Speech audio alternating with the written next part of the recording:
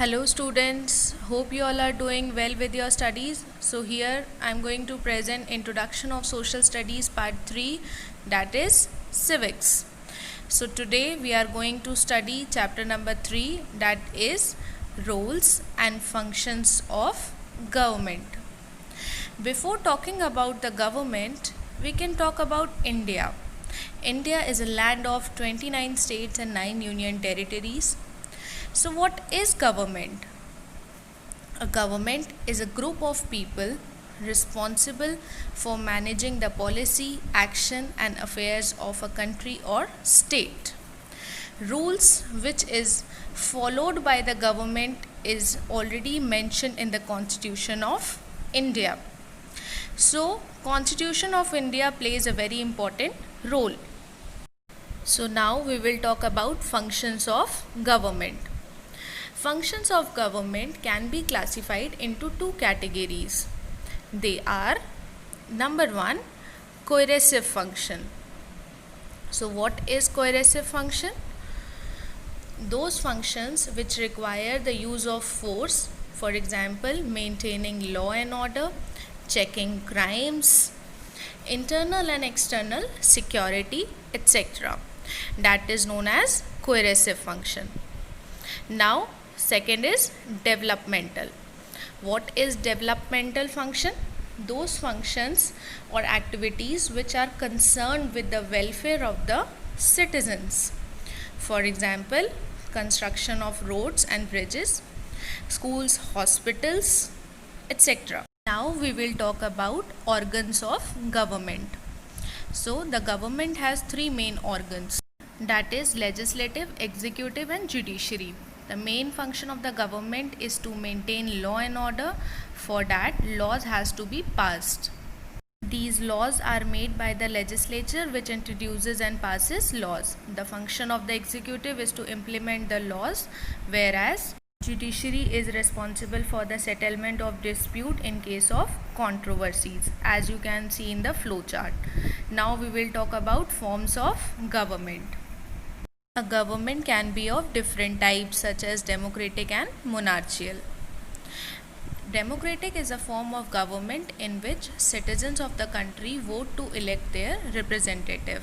For example, today Prime Minister Narendra Modi is a head of our country through elections. Whereas a system of government headed by a king or queen is called monarchical form of government.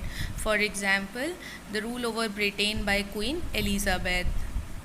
Now further we will talk about the parliamentary and presidential form of government. Parliamentary form of government is directly elected by the people and Prime Minister is a real head. He is a leader of the majority party in the parliament. Now in the presidential form of government, president is a real head. President does not belong to any party in the parliament, as president is also concluded as an executive head in the parliamentary form of government. Now we will talk about the unitary and federal form of government. Unitary form of government is one in which all the powers is centralized under one central government, whereas in federal form of government, powers is divided between the center and state equally. In India, the constitution has given more powers to central government than state government. That is why we said that Indian federation is unitary bias. It is already concluded. So tell me which government is working in India. Tell me your answers.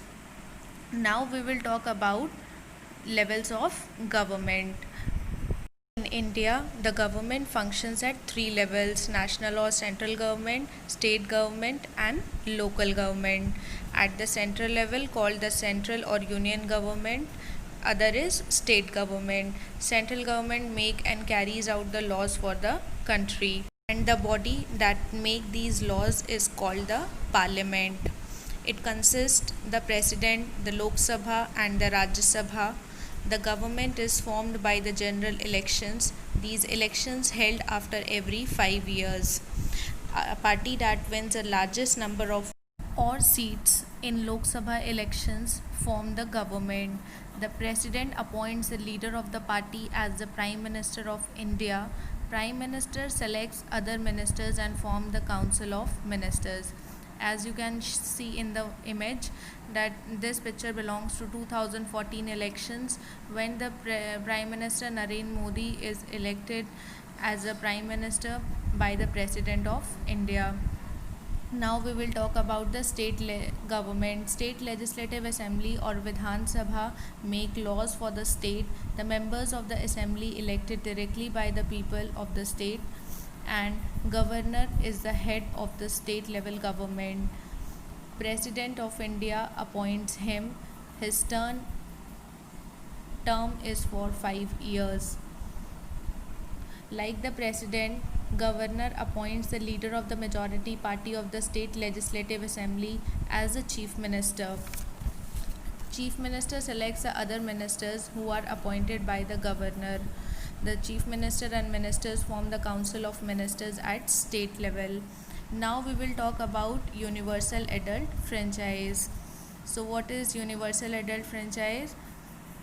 Students, it consists a long story. Women did not have right to vote in many countries till 20th century. Adult suffrage movement was late to be demanded by the women seeking right to vote. Similarly, in South Africa, blacks were not given any representation in a parliament, while minority in South Africa followed apartheid policy, which means discrimination between whites and non-whites. Nelson Mandela became the first non-racist president of South Africa at that time, when there was a discrimination between the whites and non-whites. But today, all democratic states have doctrine universal, that is universal adult franchise, which clearly states that right of the citizens above the age of 18 to vote. So, right to vote. Hope you enjoyed the lesson. Thank you, students. Keep reading your books.